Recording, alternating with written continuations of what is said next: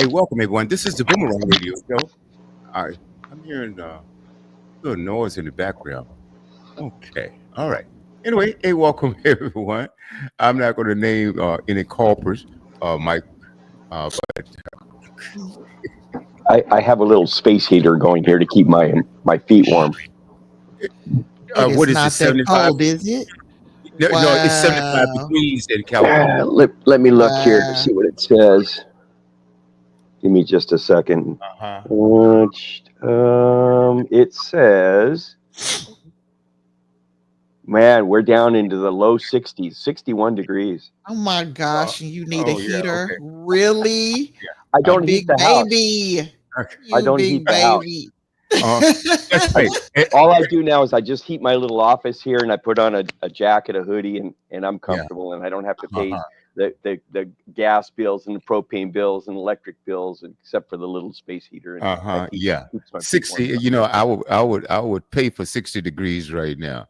I don't Okay. know what happens to men I don't know what happens. It's like a switch. It's What like do you y'all mean? all of a sudden get really cold. But in No. the beginning, if you touch a man, he's like, it's hot. Let me go, move. And now all of a sudden you can't take any Okay. Okay. any Okay. any All cold right. at Hey, all. I don't get it.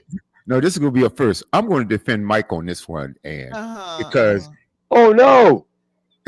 have you I'm ever talking lived in about all of California? you, so you No, defend no, yourself. and, and no, seriously. I'm gonna back Mike up this time. I know it's a shocker, Mike. I know, but look, if you ever lived in Southern California, Mhm. okay. See, when it gets down to be 60 degrees, yeah, we'll put on a jacket in Southern California because it's hot all the time there, especially during the summer and going into the fall. Now, I remember one time it was Christmas Day and it was 90 degrees in Southern California. So now you tell Wow. me Happens. Yeah. it Wow. does. Mike, when's the last time you right the way you live, maybe more so than when I was in us. Well, I wasn't that far away from you, but when's the last time it snowed there where you live? What year is it? It's 2025. Uh, I think I'm at 1,500 feet almost exactly according to my GPS. Okay. At Oh, okay. 1,500 feet, I got about 10 or 11 years ago, we got a little dusting that just made the ground white. But See. the night, 10 or the cool thing 11 about years ago. Wow. the cool thing about Southern California is I can drive an hour one way and go play on the beach and surf, or I can drive an hour the other way and go up to Big Bear or Arrowhead and go skiing on the same day. So Wow. it's unusual here. Yeah. It is. Wow. He's exactly right. Southern California depends on where you are. It could be four different seasons. Right. Well, we have 3 seasons here. Uh, Mm. easily, No, easily. we have three. It's earthquake, fire, and flood. Tho- Those were the I don't think that's how seasons work, but okay. Well, that's my claim, and I'm sticking to it because that's the ones Yeah. I care about because those cause death and destruction, as we all know from the recent fires here in Southern California. So, Right. the snow and the rain and the wind, that's not so much a big deal. But when you got earthquakes, fire, and flood, people are losing their homes and losing their lives. That's what I pay attention to because I did disaster services for more than 30 years as a first responder. So those are the things that I pay attention to. Well, I And dare y'all to put that on the brochure for anybody thinking about moving. That these are these are the seasons to yeah, no, expect. no brochure. We'll just have an article. Okay, we don't have Right. any pictures right now. We could also with AI, we could show some past pictures. Before everything burnt down or uh, flooded out or whatever, right? But I Mhm. remember when I first came to California, a friend of mine that had been there several times. Matter of fact, no, he was stationed there, and he said, "Man, look here. Let me tell you about Southern California. Now is monsoon season. It could rain for days and days and days and days, right? Mm. That only lasted for a couple of years. I don't know what happened. I don't know Climate what happened. change. Okay. Yep. I believe it. I absolutely believe it.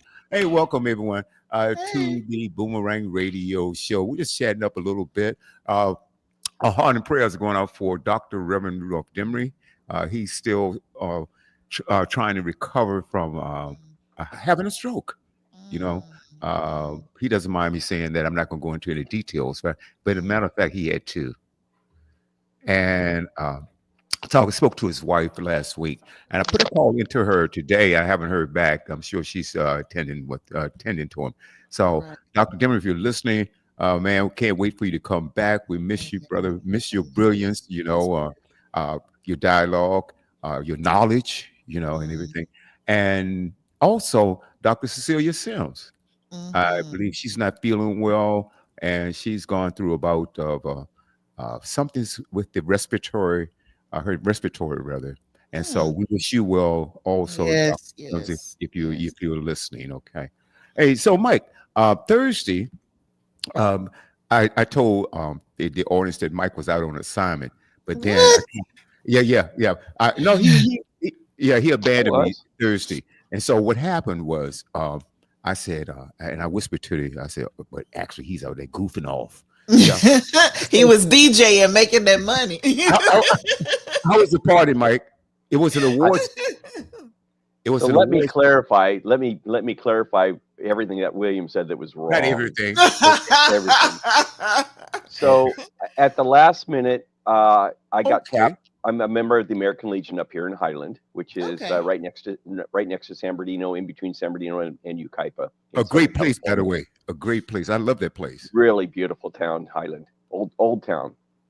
And I was told at the last minute that they're having an award ceremony at the Elks in San Bernardino, which is up on a hill. Beautiful view. I mean, gorgeous place, great food, great service. So my hands off to which I'm a member of the Elks also, but I'm a member of the Elks in Redlands, which doesn't matter. But anyway, so this room was packed. It was put on by the Highland Chamber of Commerce, and it was all about awards for people who have made the city of Highland better.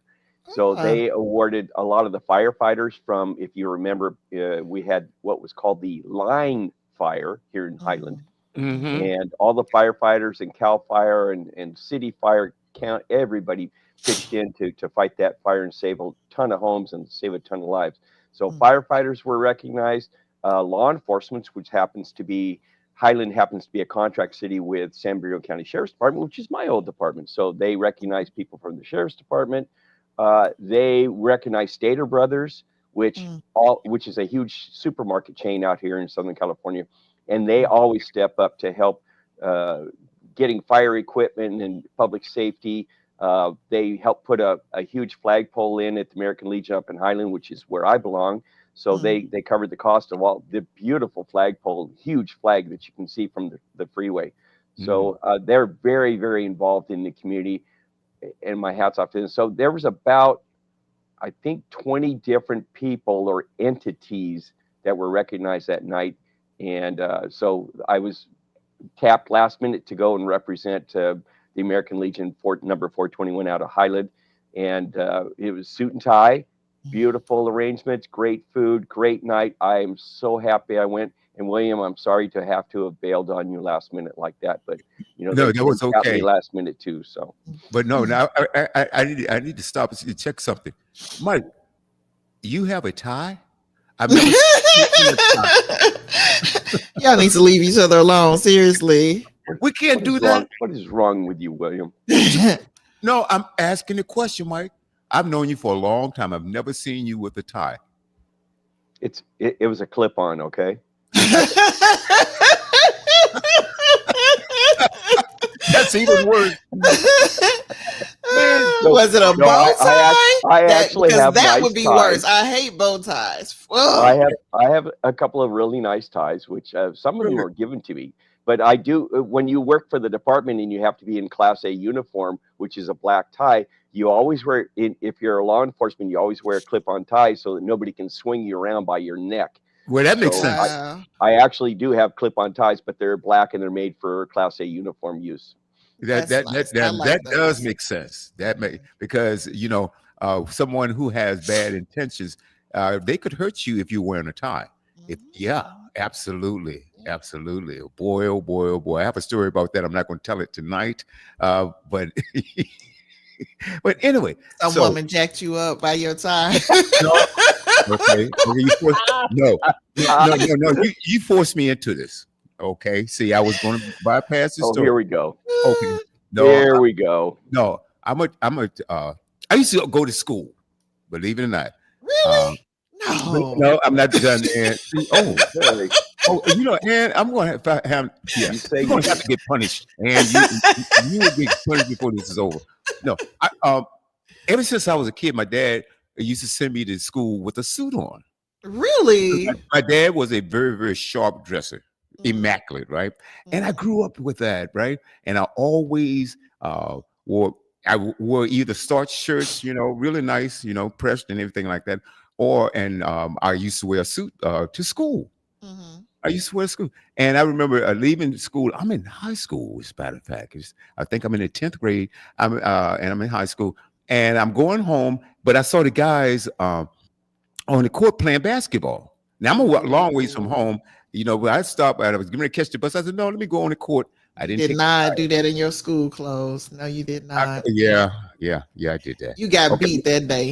You ain't got to No, finish no, the no, story. no, no, no. What happened was, how guys get on the port and start talking trash and stuff like that. So this Mhm. guy came down, and so he kind of tried to bully me, right? And he came in and he made a basket, looked at me, poking. He said, "Now what?" I Mm. said, "Okay." Now when my time with the ball, I came there and put a move on him and scored on it. I said, "Get that chump." Well, he Did you didn't mess like up the church shoes you had on? it. Yeah, but I put my foot up. But oh, because oh, no, no, he didn't win that fight. So what happened? He Mm, grabbed me by my tie and started mm. choking me with it. No. Yes, Oh, and wow. hard as I could, I went upside his head. I know, right? And eventually, oh yeah, he let me go. Right? I said, "Now, Right. chump." Yep, absolutely. Oh my gosh, that is now And I'm that serious. it's a basketball game, folks. We don't choke Basketball. people out over that, surely. Look, I'm Surely we don't get serious. that upset about it. People get upset over this is something about mental illness. I believe that. Some people get, no, I'm serious. Because we're going to get into that a little bit later on today. I don't think that's a mental health issue. It is a I mental health think issue the way people if, go on about if you're sports, I talking don't know trash to about that. somebody and they talk trash and you're going to want to get violent. Come on, it's a game. Well, but some, that Some sounds to me people, like immaturity, not necessarily mental health. Like well, what would you call it? If somebody's just going immaturity. to snap like that, I mean, that leads to me. I'm not a doctor. Okay. I just play one on the radio. All right. But my point is, if somebody's going to snap that quickly, Mhm. how many people? I mean, people die every day over words, right? And Yeah, some really aren't that serious, and it's certainly not serious enough for you to go to jail or get killed behind it. agreed. Agreed. some Right. people look for a reason to get upset. They're out there Mm, scoping out the land and what everybody says, and they're on pins and needles, just waiting for somebody to say something they can jump on their backs about. So I think I'm gonna there's a double whammy for you. I'm gonna agree with William on this one. Well, I would say I this. do I think do know I that do some think people people have. are a little sick in the head, and they sometimes just they go to their evil dark place really right. quick. Right. Sorry to I'm cut glad you off, y'all Ann. on one accord this evening, but I will say this: Oh, that's not anger going to last long. management, anger management is a real thing. So I do Right. agree that there are a lot of people who suffer from anger management disorders or whatever. Hmm. But at the same time, it sounds to me like two little kids playing a game and one is losing and the other one gets upset and hits, and that it sounds like immaturity for the most part. Don't get me wrong. I do know that there are people who have mental health issues and anger management issues, but at the end of the day, it sounds like somebody just didn't develop good coping skills like the rest of us did See, growing up. that's the lawyer in you that's coming out. You looking at both sides, because look, you have to look at it. We were 17 years old, Hmm. okay? And like Mike said before, if somebody grabs you by the tie, if they get the right hold on you, they can strangle you. Yes, yeah, and that's like one of those. It's not that serious. I mean, Right. I just Right. remember when AJ and Alex were little babies, and Alex wanted AJ to play with him, and AJ wanted to play something else, and Alex was crying and hitting AJ, and I came and I'm like, "What are you doing?" AJ won't play. Like, well, when you want to play with, with your string or whatever, I don't make him play with you, right? I mean, I don't Okay. make you stop and play with him, right? He's like, no, Okay. ma'am. Yeah, But okay. so somebody taught them that this is not one of those situations where you get angry or where you Right. hit. You may be a little disappointed that you Yeah. can't have your way, but you don't resort to violence. And if Abs- that person had nobody teach them that, right. So A little okay. self-control. Well, right. let's dig a little bit deeper into this because I think that it has to start somewhere. Mm-hmm. Okay, it has to start somewhere. Now, how old was AJ and how old was Alex when that happened? They were toddlers. Toddlers. We're talking about that's a false equivalence though. So what I'm No, saying, no, yes, it is a false equivalent. Kids do that all the time. Brothers and sisters, they fight and get, I mean, but that's a whole different and dynamic. it We're happens t- between friends too, well, especially when you are young. And you are at that point supposed to learn the coping skills okay. that help But you to mature so that you don't Are, do that at are 17. you, William? Are you listening to Ann? I hope. I am. I am. And and as a matter of fact, Coping counselor, skills. I'm gonna disagree with you on this one. Okay. No, I'm gonna Okay. tell you why. Because the development of the ages that the brain starts developing, that gray matter starts growing, we're talking about what 1 through 5, and some people take a lot longer. They got a lot more gray matter. Mm-hmm. But the point is, you are a teenager, Mm-hmm. 12, 13, 14, and we see it all the time in schools. How some kids just get angry. It gets angry. That is, I'm not saying there could be the signs of it, depending on the degree.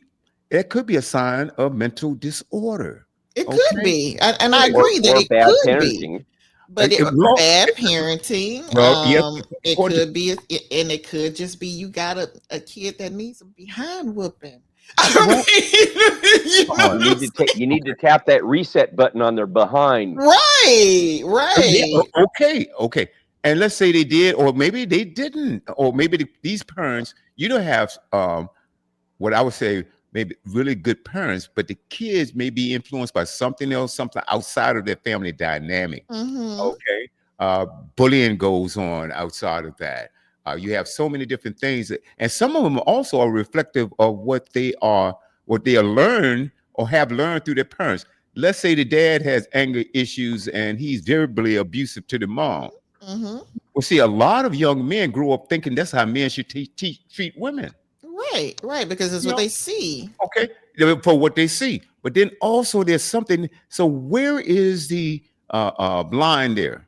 The trigger switch, because some people would get angry over nothing. I mean, violently angry, Mm-hmm. or they get in an argument over a football game, and we see this all the time. And Mike, remember, and well, I think it was at Dodger Stadium, Dodger Stadium. Yeah. Dodgers and Giants were playing. I Dodgers think. and the Giants, Yeah. and this Giant fan. I don't know what was happening. I don't know what was said or anything Mm-hmm. like that. But it was about three Dodgers fans jumped on this Giants fan and almost beat him to death Yep. and caused some serious brain injury. They thought he was going to die. I don't know whether he eventually did or not. When Okay, was that? Good night. over a game in Los Yep. Angeles. That was about 6, 7 years ago. Yeah, he got Rodney King'd.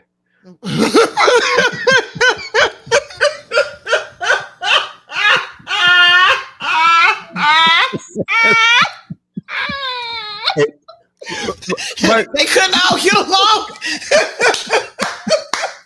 Mike thinks this is Thursday's Man Mike and Wild Will Coach. He said he got Rodney King. Wow. Oh yeah. And it's even funnier because it's coming from a cop. I'm trying not to laugh at that one. And I apologize to our audience. yeah. Too late now. Too late. They're laughing No, too. you cannot, Sorry, not sorry. no, you cannot put that toothpaste back in the tube. It ain't gonna happen. He said he got Rodney King'd. Wow. And Mike thinks it's Thursday. This is the kind of stuff that goes on. Mad Mike and Wild World Coast to Coast. If you're missing that show, you're missing a treat. I did miss you, buddy, because I had to go into just my regular DJ mode there. Because Mike and I, Michael tells you, we feed off each other, and then the hilarity and stupidity comes out. I have no idea what Michael is going to say from time to time. I don't think I don't even know what I'm gonna say. I just what I just said. He doesn't. It's just he just blurts stuff out. It's Rodney King. He did that It's a time. Yes, terrible sir. shame, Mike. Okay, so getting back, because I did want to cover mental health, and so there has to be something that when you see somebody who just snaps, young children when they snap and just go off, there has to be a real problem there. Because think about this. This is how people end up dead. That's how they end up dead. There was I remember growing up that this guy that lived right next door to my aunt, really quiet guy, nice guy. I was in class with one of his brothers, and that one afternoon, after I left school, I went to my aunt's house. Somebody called my aunt up and said, "Do you know so and so just murdered a guy at the pool hall?" And was a very quiet guy that didn't bother anyone. He didn't bother anyone. Wow. So he was in a shooting pool, or some people call them billiards, but we could call it pool, at a local venue, right? And this guy cheated him out of $1. Oh, that's just one? Not $1. 100, not 1,000, just one. $1. Wow. He came home, got a gun, and blew the guy's head off. It was not that serious. Wow. Yeah. You think? Wow. But the fact that somebody cheated him just made him so angry. And you wouldn't have had if you had to say, you line up 5, 10 kids, say, out of all of them, all the children here, which one do you think out of all, pick one or two that you think may commit a crime or whatever it is? You would be the last person you would think of. Yeah. So mental illness is a serious thing. And so let's talk about what causes that. Okay, first of all, just because he did that doesn't mean he was mentally ill. And It means he got mad and he went off and killed somebody. But that does not mean he was cuckoo crazy. It just meant he was that other kind of crazy. No, it could. Oh boy, I wish this is what we need to do. And I think I have someone that I wanted to invite on once, and she got ill. But we need to bring on. Boy, where's Dr. Joyce Harris when you need her? But and Dr. Sims. But we know Dr. Sims is recovering. We need to get another clinical psychologist. William, you have enough free health care from therapists. Stop it. I'm not talking about more me, than Ann. enough. What are you trying to say, Ann? I'm not talking about me. Okay. I know them you're on not talking retainer. about you. I'm perfectly I'm talking fine. about you. Yeah, you. I'm pretty. Look, I'm His not going psych to. doctor's on retainer. I'm not going. Look here. I'm not going to kill anybody over any amount of I didn't dollars. say you were gonna kill anybody. I'm just saying you get free therapy every week from these people. Yeah. Okay. I heard you the first time. The point that I'm getting at. You have had 3 therapists, at least three therapists. giving You're the free one that therapy. accused me of using these people for my own. I don't have to accuse. well-being. Ask them. Do they Yeah, feel like look out. they are working every week when they come on the show? I think you and Michael have switched roles on me. Sweet. Me and Mike. I've been saying this for years. I've said it for years. Okay, I don't care what you say. and I'm I not am taking it. consistent. And in case Dr. Sims is listening, I'm not taking in the act right pills either. I'm not going to do it. Okay. Well, this is the thing, William. There Okay. is, legally speaking, you can be legally considered incompetent, or rather, insane. But you do need somebody to deem you that way. But there are Uh, other people who sometimes just get angry, lose their tempers. There are other people who like, for instance, you could have some folks who are just really competitive and they don't know how to shut that off. That's not necessarily a mental health mm, issue. That's just somebody that doesn't know how to control themselves. Like, That's more of an oh, impulse oh type boy. thing. like when Mike Tyson bit that ear off. Right. Right. Yeah. Okay. And so A women, little over the top. and either one of you go tell me that Mike is 100% okay up there. Hey, Which I'm not way? saying Which anything bad about Mike? Mike Tyson. Mike Tyson. See, Mike, I wasn't talking about you this time. I said, He Mike would Tyson. hit a woman. I would have to shoot him. No, I'm not saying anything bad about Mike Tyson. That's the only thing that's gonna stop that locomotive. Is a well placed bullet. Yeah, seriously, I think anybody would. But Mike, something's wrong. He bit the man's ear off. He did, yeah. But I they mean, also say he beat his wife. So I mean, well, he went to prison for a while for yeah. Well, uh, rape. Yeah, he went to prison rape. for rape. So Yeah, yeah, he's got yeah. issues when it comes to women. So no, y'all He's can not. have that discussion on Mike. Yeah, that's not somebody that I would invite to Thanksgiving dinner. No, no, No. Oh, no. He I'd might have, invite him. Oh, hell yeah, I'd have him to Thanksgiving dinner. It'd be the best Thanksgiving dinner I ever had.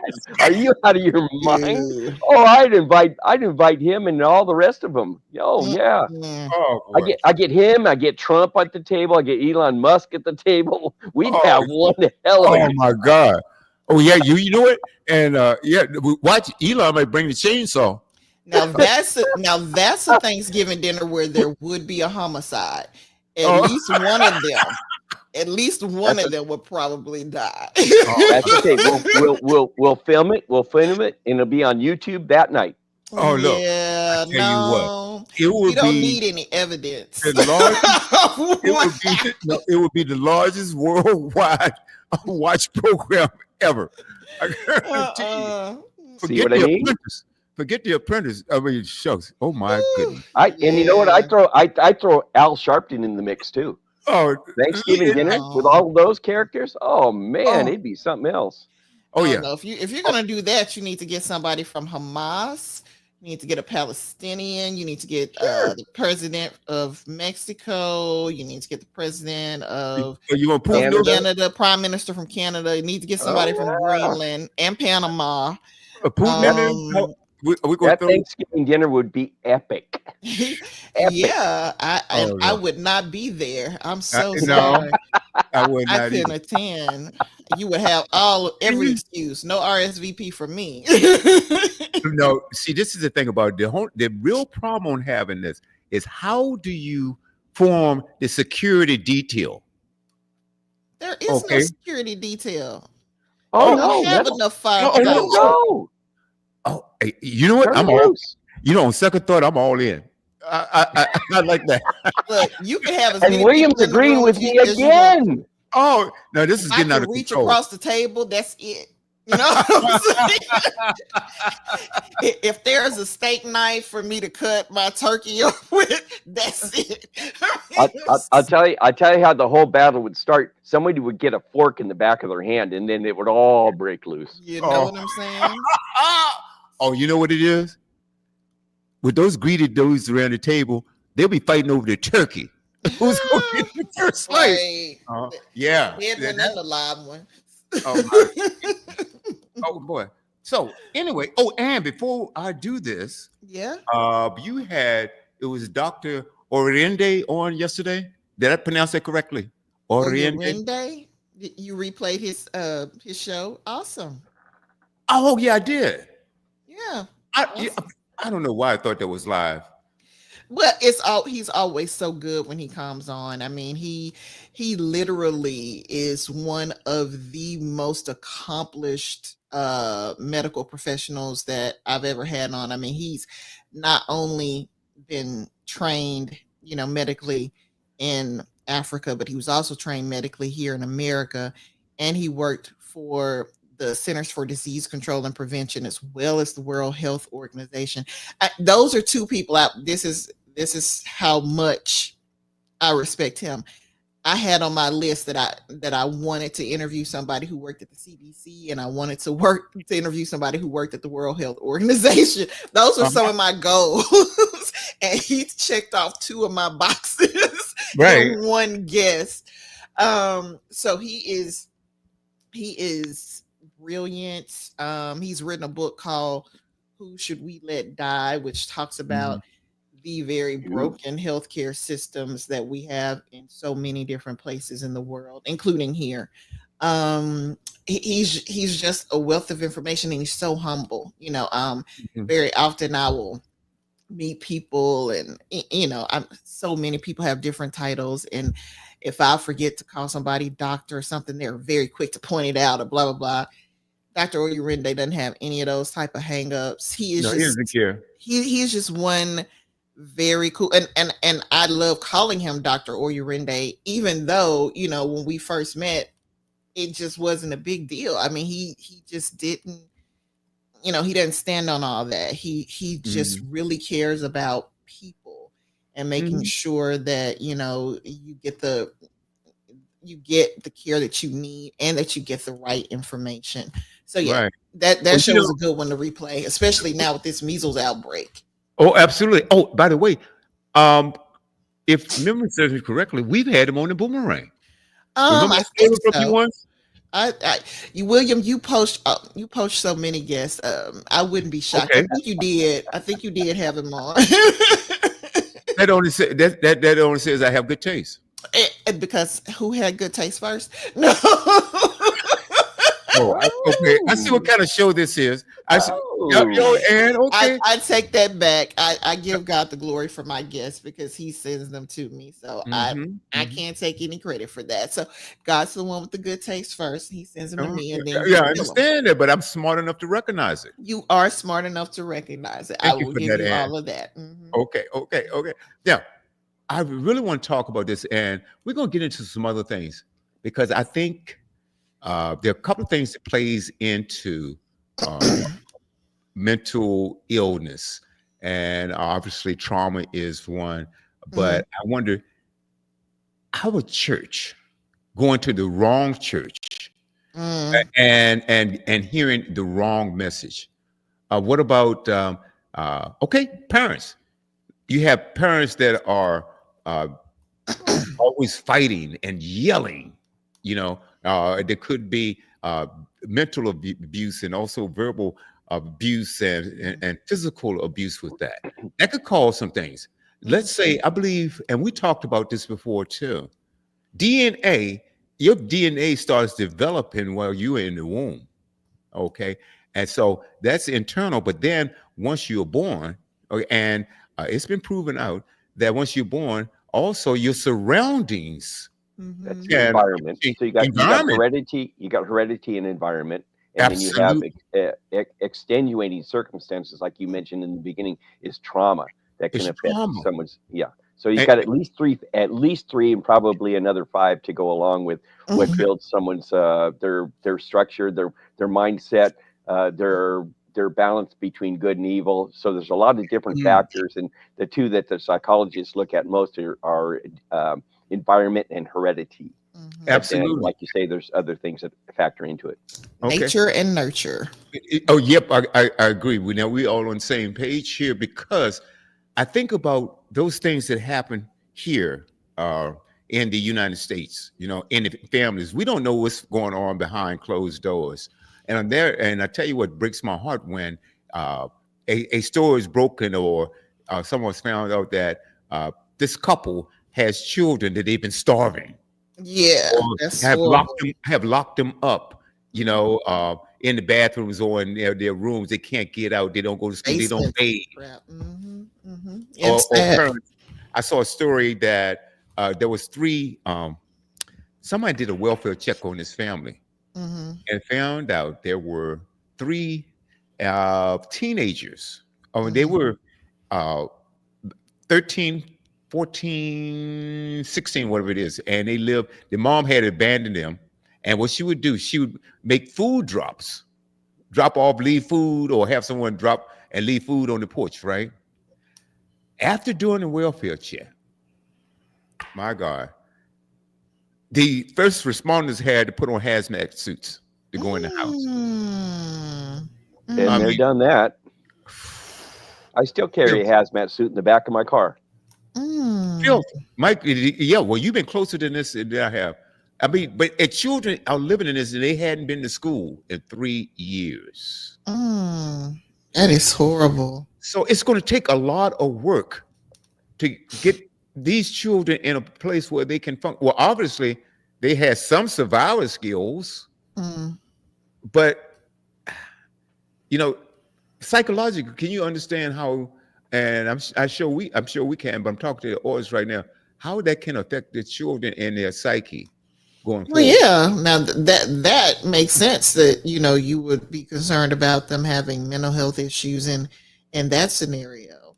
Okay. But when you're talking about somebody that grew up, we're not talking about a traumatic childhood. We're not talking about poverty. We're not talking about being abandoned by one parent or the other. Let's say they had a 2-parent home, and they go to a game, and they were really, really invested in winning and gave it their all. The rest of their team gave it their all, and came down to the wire. They lost, and they're out there pushing the other team, and it's a fight on the field. I mean, that happens. It's not that those people have mental health issues. It just, there were heightened emotions. Things went to a head. Now I'm gonna push back on this just a little bit. Okay. Who started the fight though? Okay. Now, probably the person who lost. This is what happened with teams. If your teammate gets into a fight, okay, and the other team comes back and attack him, those teams come together there. But who started that fight? Like I said, the person who lost. It only takes one match to light a forest fire. This is what I'm talking about. So the person, because like there are situations. Give you an interview. Remember, either one of you remember Ron Artest? I remember that name. Yeah, he changed his name. What was his name? Oh, he changed it to, I forget. I remember he played for Indiana at that time. Okay, he played for Indiana, and the ref had called a foul, and the foul, I think foul was on him, and he went and he decided that he's just going to lay on the scores table. What? Okay. That's not all of it. Okay, he laid on the scores table, but he was upset. He's trying to cool down, so he's going to lay on the scores table. A fan tossed a cup of beer on him. That set him off. He went up into the stands, and players were going up in the stands, beating up fans and fans out there. It was a melee. Wow. I mean, it was one of the worst things I've ever seen in basketball. Wow. Now, if it were a hockey game, that'd have been, no.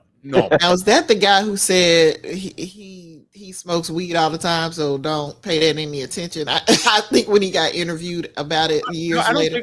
I don't think that was him. Okay. I don't think that was him. Ron Artest, he was okay. He was one of those that you could tell something. What great basketball player, But okay, someone great teammate, okay, but he was one of those that you didn't want to. You could tell was something he could get triggered like that. He would always get he would get a lot of flagrant fouls, right? But he was one of those guys that you could tell, don't mess with him. It was a complete mess. It was a complete mess. And then after everything was settled down, they had to go bring in security, separate the teams, get the fans off, because a fan started that. But the league punished Ron Artest. They suspended him for an entire year. Wow. Yeah, for an entire year. For hitting a fan. Well, but the thing about it was, the fans threw beer on him. but you cannot go up. Now that was assault. Mhm. That was assault. But you can't go up in the fans and your player, and you can't go up in the stands and just And right. Now I'll tell you and beat the guy up, right? exactly. And then That's he bad customer service. uh, That's what that is. but then fights broke out all over the place because the fans started coming onto the floors and the players were defending themselves. So there Wow. was a bunch of players that got suspended, they got fined heavily and stuff like that. But what I'm saying is that wouldn't have happened, even though I know the fan was in the wrong. But if Ron Artest hadn't gone up into the stands, okay, and I mean he really beat the guy up. He Bet he did. okay. Bet he did. Yeah. Before I retired out, William, I don't Excuse think I ever told you this story, but before I retired Excuse out, me. I got called into the captain's office, and he said, "Close the door." And you know it's going to be good when they say close the door, right? I Right. close the door, sit down. He goes, "I got Mike. I got another complaint on you. Another one." He goes, What? "I'm so tired of getting these complaints on you." He says, I've had 3 complaints on you this week alone. 3. He goes, "Do you know what that means?" I go, "It's Wednesday." Wow. Well, I remember growing up, I loved watching basketball, college basketball, Right. professional basketball, especially during March Madness. But I could not stand watching. I think it was the New York Knicks. Was they seemed like they were always wanting to fight. Seems like this team, Isaiah Thomas and whatnot, was Oh no, that's Detroit Pistons. no, Detroit Pistons. That's who it was. Oh, Detroit yeah. Pistons. They used to always. It seems like they Yep. always started a fight. Always. And you're right. They did. As a matter of fact, they used to call them the bad boys. Yeah. That's their Yeah. nickname, the bad boys. Isaiah Thomas. They have Bill Laimbeer. Oh, you remember Bill Laimbeer? You guys Mhm. remember him? I mean, tall white dude, about 6'11", almost 7 feet. Okay. I Oh remember my their goodness. team was just when they came on. I wanted them to lose because I knew they were going to start something. Yeah, you didn't look. You did. Bill Laimbeer. He started something every game. Mhm. That was his job. I Mhm. believe it was by design because back then they suspend players now. I mean, shucks, rapidly. Mhm. You throw a punch now, you're out. Right. Okay, no, you out. Matter of fact, it doesn't have to be a hard punch. Mhm. I mean, the NBA has gotten soft as cotton. Soft as cotton. No, they Wow. have. They have gotten soft as cotton. And I understand that you don't want like a melee that happened like I was telling you about years ago. Mhm. But I mean, you can if you on the court. Oh, and if you come off the court, if you come off the bench onto the court, you're Mhm. automatically kicked out. You suspended. Wow. Oh yeah. They Wow. have to send a message here that the irresponsible behavior like this, they got a 0 tolerance, and I think that's appropriate. Well, Mhm. but Mike, but I think also there should be a degree. There Oh should yeah, the punishment should fit the crime, right, Judge? And be. Yeah. Of And course. then yeah, and so, but the thing about it, I think it's not logical the way they do it. You know, if you go on and you come in there and you push somebody or whatever it is, oh, you out. I mean, it gets that. It's a little too soft. I think they've overrated. But William, if What? they change, they could be dealing with crazy people. I mean, listening to you, anybody that goes off a little bit in a game is crazy. No, So, no.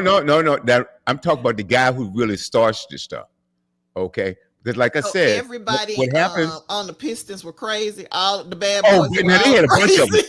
Oh no, they would have quite a few on the Pistons that had mental illness. Dennis Rodman. Hey, you I remember? don't think they were crazy. I think they Okay, just Rodman. were mean. would you say that? They were just mean. Would you say that Dennis Rodman he had it all there? You remember Okay, Dennis now Rodman? that is not the same thing. Anybody that marries himself, half tuxedo, half dress, that is a But problem. he looked good in that dress, He right? did not.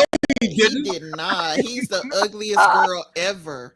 He never needs to do that again. Oh, Ever. you know, I tell you, let me tell you what I feel about that. Dennis Rodman, when he played, he went played for the Pistons, and then he ended up playing for the Bulls. I think he ended up playing for the Lakers one time as well.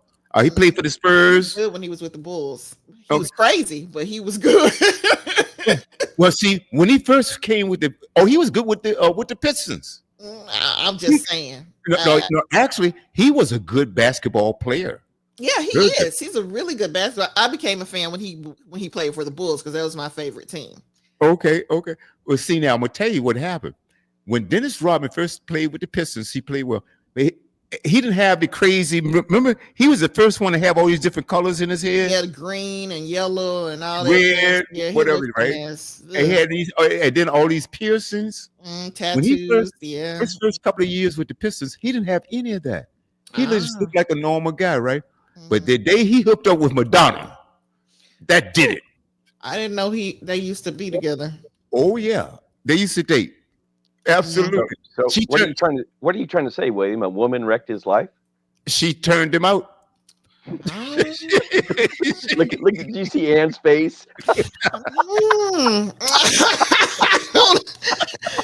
don't know if it was her turning him out. I think he just came out. I'll tell you what.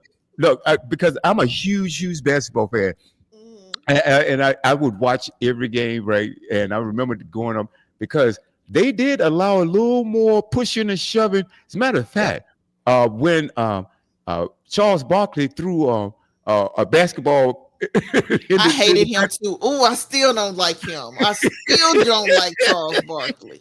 He was guarding Shaquille O'Neal, right? He was guarding Shaq, and Shaq, I guess he thought Shaq fouled him. So Shaq turned his back, and Charles Barkley threw the basketball and hit him in the back, right? So Shaquille O'Neal turned around and came at him and was getting ready to throw a haymaker, and Charles ducked. Mike, if it had connected, there may not be a Charles Barkley today. Yeah, you could do his eulogy. Oh man, it's crazy. So what I'm saying is, and nobody's gonna tell me the athletes out here today are some of them not the sharpest knives in the box, man. They have a skill, and now it's a few of them out there, and I'm saying, wow. And a few of them today I don't like. I didn't like the Detroit Pistons. I really didn't like them, right? Because they were bad, and they used to go out there. There was Bill Laimbeer, there was Isaiah Thomas, Rick Mahorn. Oh boy, that was another nasty player. Rick Mahorn, and then what we're talking about, Rick Mahorn, and who did I name first? The first Bill Laimbeer. Both of those cats, and they were big and strong, and they were nasty. So, in other words, don't come in the middle. Oh no, don't come down the lane for a layup, Mike. They'll try to lay you out. You go up for the basket, and they will lay some wood on you, right? But anyway, so Andre said Anthony Mason and Rick Mahorn. Anthony Mason. That's exactly right. That's exactly right.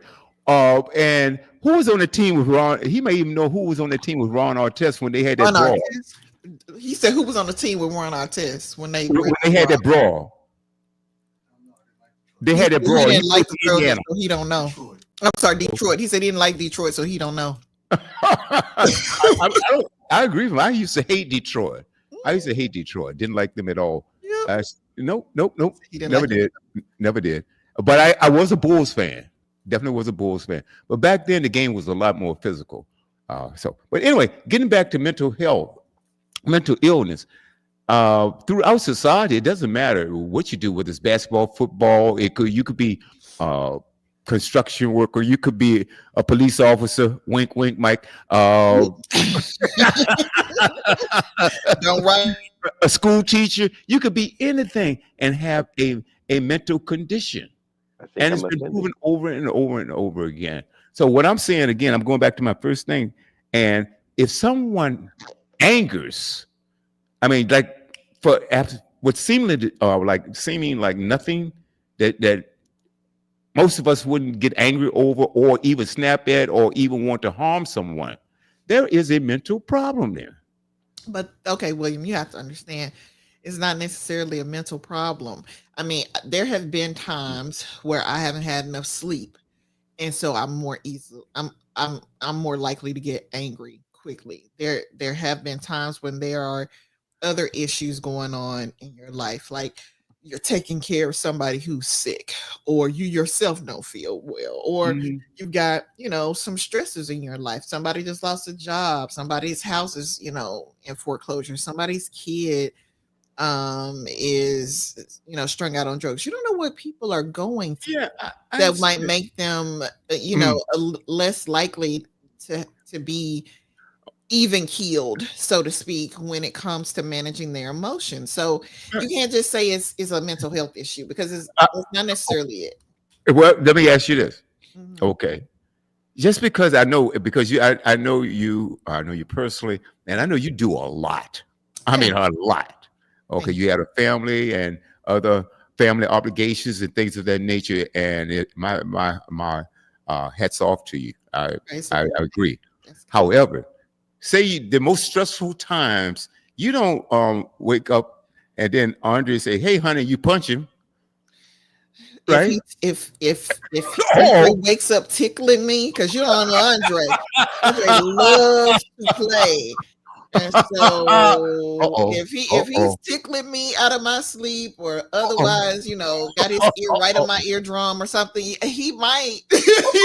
Oh Lord.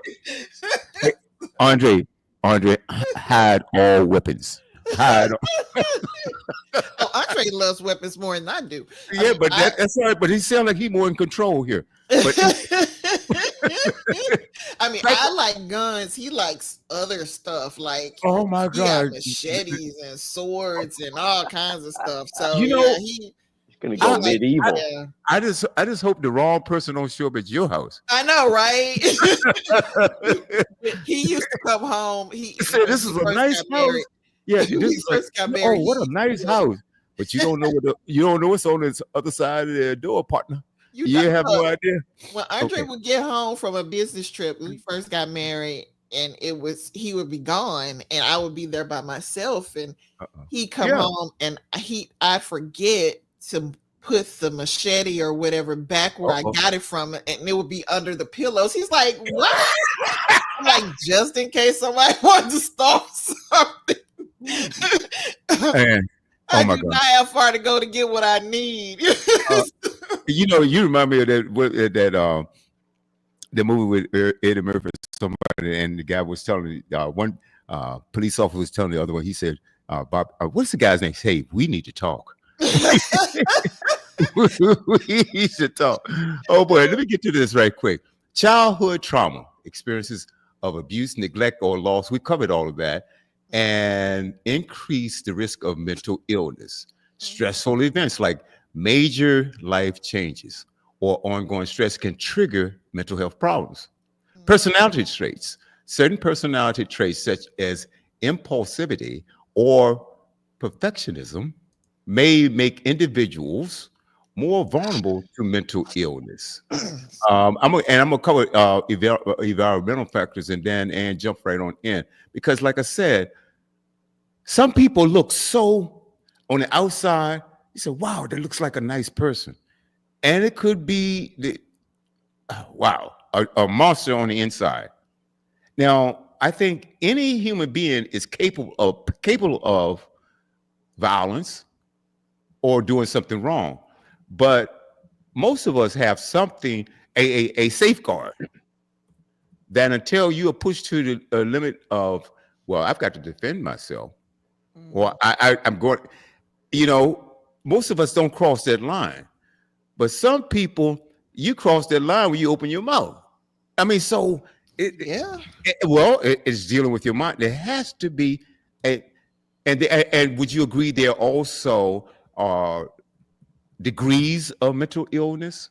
Some people are crazier than others. Yes, sir. So glad Okay. you could say that again, partner. Yeah. Say it loud so the folks in the rafters can hear that one. So, yeah, there are degrees of it. So Yep. whether this person has a little bit of mental illness, or some, maybe all of us have so a little bit, I don't know.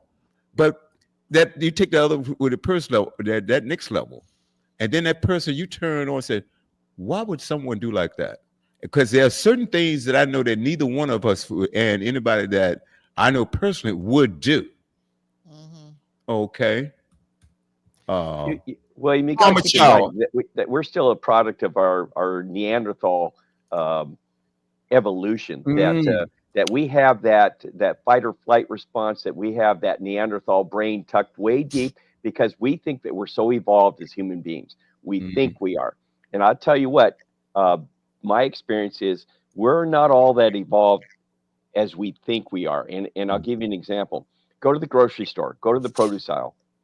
Find a mom and and a little kid. Go up there and grab that little kid's hand and watch that mama bear go Neanderthal on you real quick. Oh, So absolutely. Oh, yeah, absolutely. we have that ability to go back to our roots as Neanderthals and strike out against something that we fear is danger to ourselves or our children or our loved ones. So yeah, we think we're real evolved.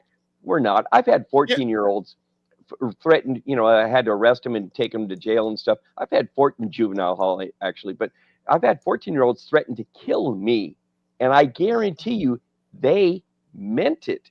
They Mm-hmm. meant it. They really, if given the chance, they given the opportunity, they would have taken it and tried to kill me.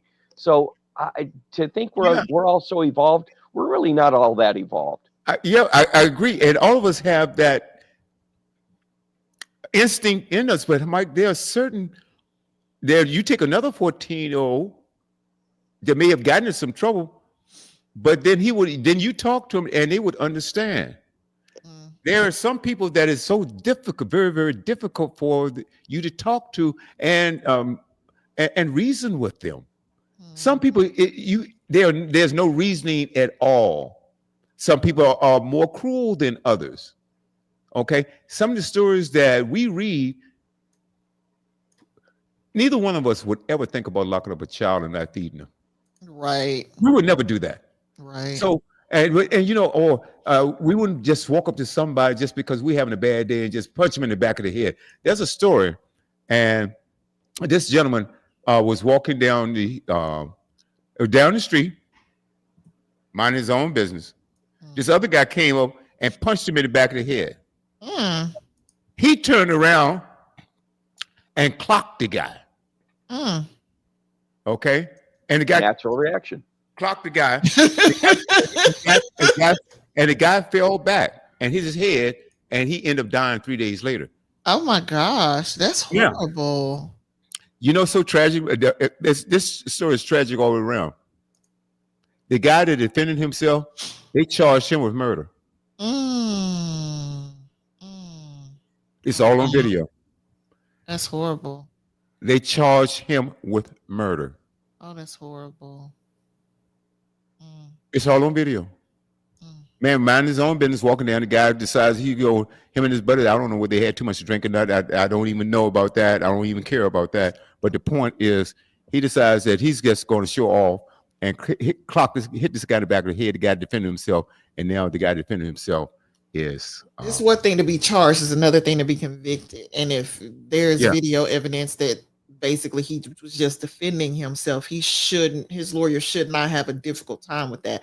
I'm just curious about the prosecutor who thought it was a good idea to charge this guy with okay, murder if there's a video out there that shows okay, him walking and somebody coming up behind him and attacking him. That's like saying the guy that was killed by that Mangione or whatever that guy's name is, when he shot him in the back, like he deserved it. You know what I'm saying? I mean, it's hmm just hmm it you're right. doesn't make sense to me that you would choose to prosecute that case, but that's just from the limited information that I have, and I don't know what Well, else they knew about it. there's more to the story, and I didn't want to start this way.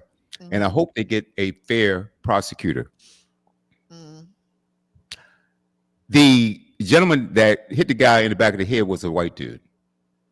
The man that defended himself was a black man.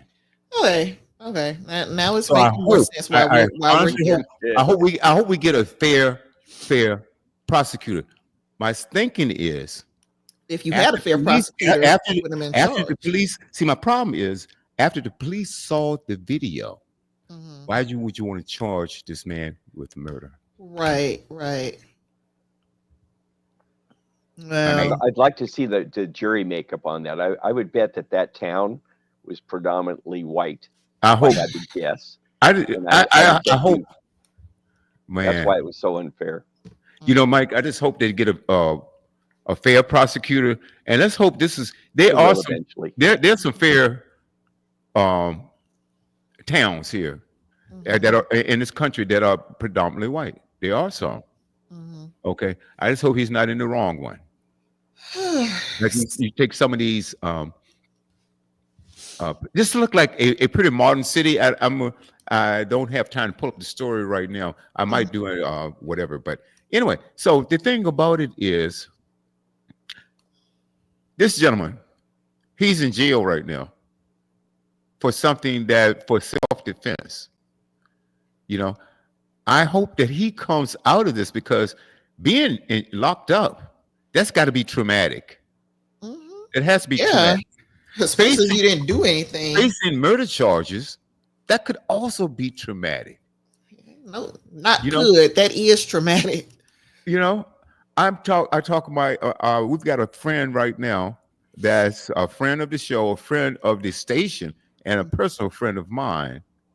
That's listening right now. You know, I remember I was telling you the story about Kim Rogers. Was Mhm. working at the train station, and this guy comes in, and by the grace of God, he missed her, shooting her. You guys, I showed you the clip, Mm. Yep.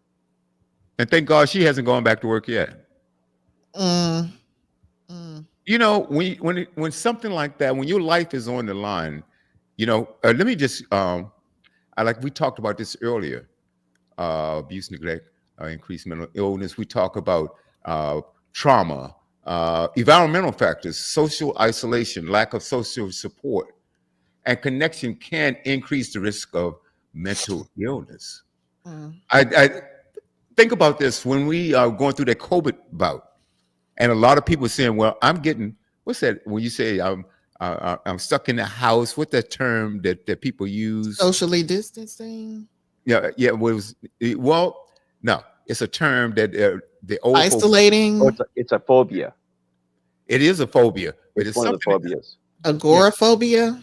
no, it's not as modern as that. It's something that the old folks used to say about when they feel like they're stuck in the house and they need to get Cabin out. fever. Cabinet fever. And I used to think, what are they talking about? Cabinet. Well, I knew what they were talking about. I said, I didn't think that was a thing. Mm. Well, I didn't have cabin fever. I was always out. But the thing about it, Right. you know, so you don't know if something is if you don't know what people are going through. They could be going through something so traumatic, and for you on the outside, it's maybe hard for you to empathize with them because you haven't gone through it.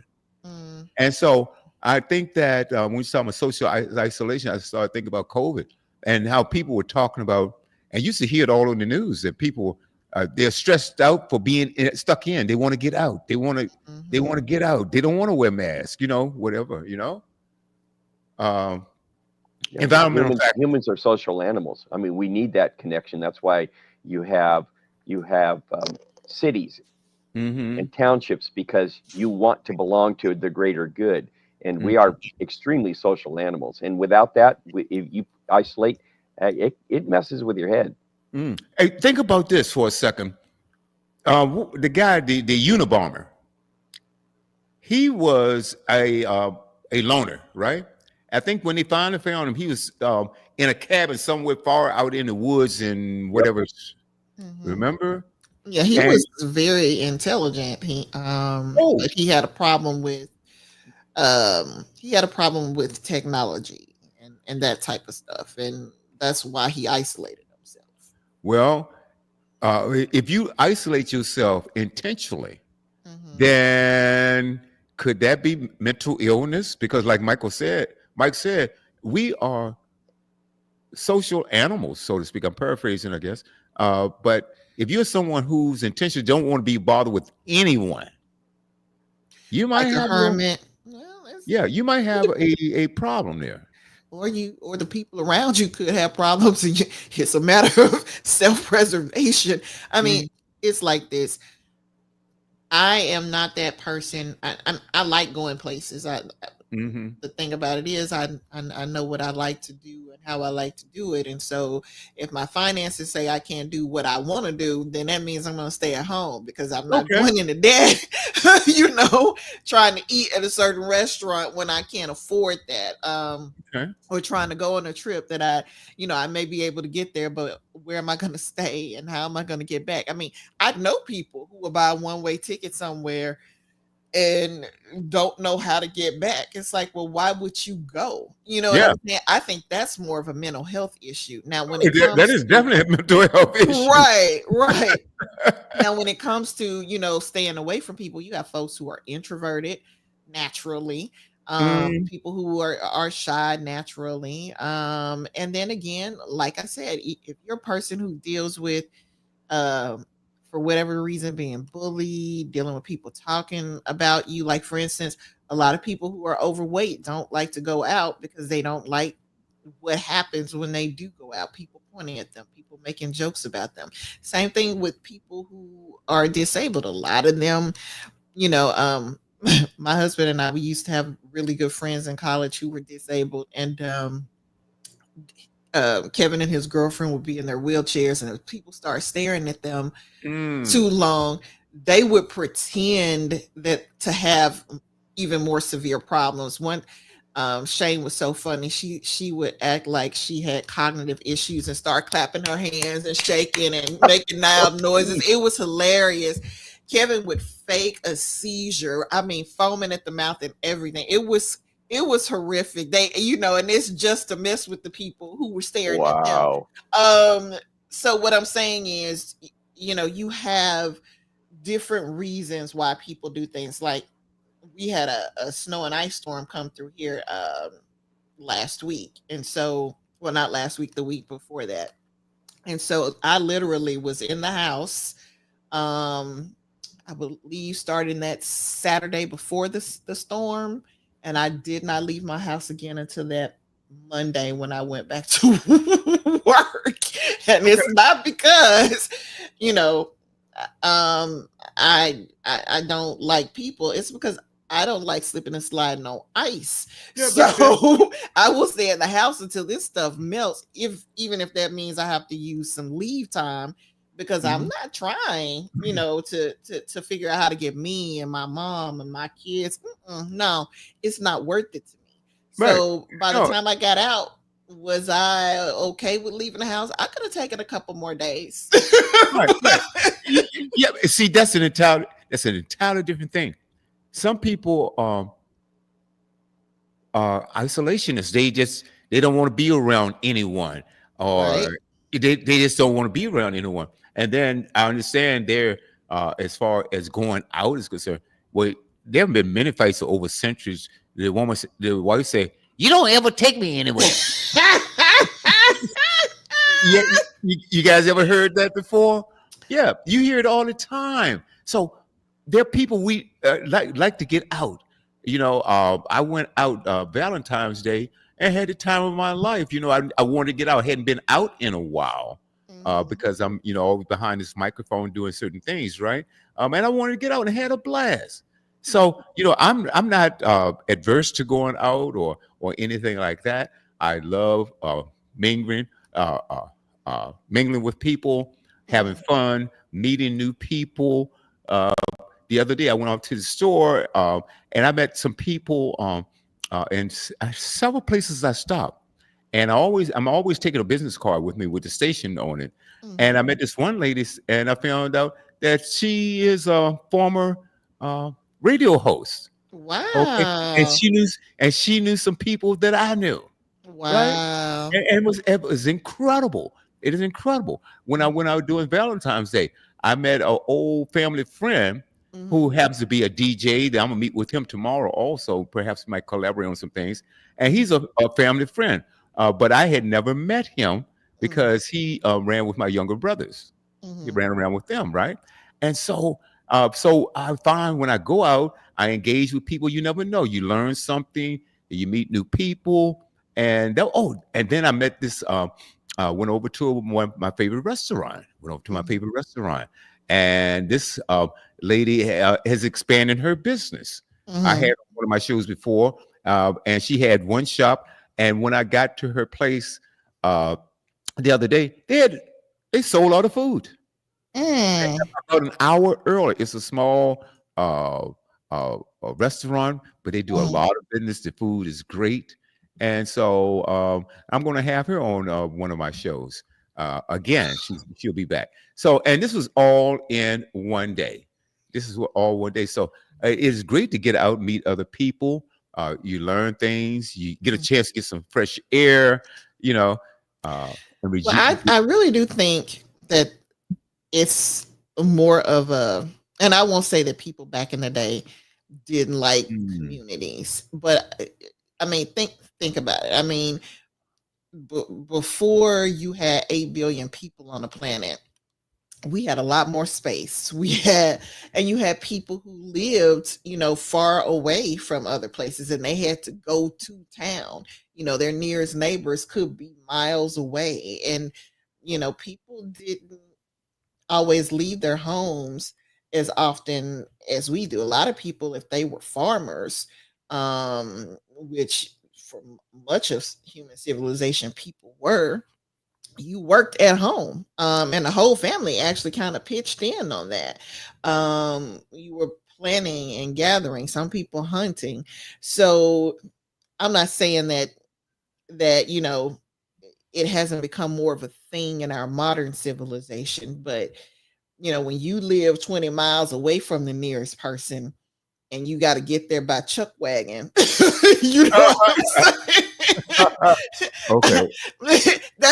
That's a different type of thing. I think us having to go out, us having to be so sociable and all of that, I think that has come more and more as civilization has changed. The more that we can automate things, the more free time we have to do stuff like go out to eat. If we're not sitting there watching the crops grow, if we're not killing the pigs and grinding up the meat and getting eggs out of the chicken coop, and plucking the feathers off the chickens, and gutting them and all that. I mean, you got more time to go hang out, especially if you live in an area where there are things like, I don't know, movie theaters and restaurants and stuff like that. So I think dealing with us in a more modern society, yeah, we probably do like to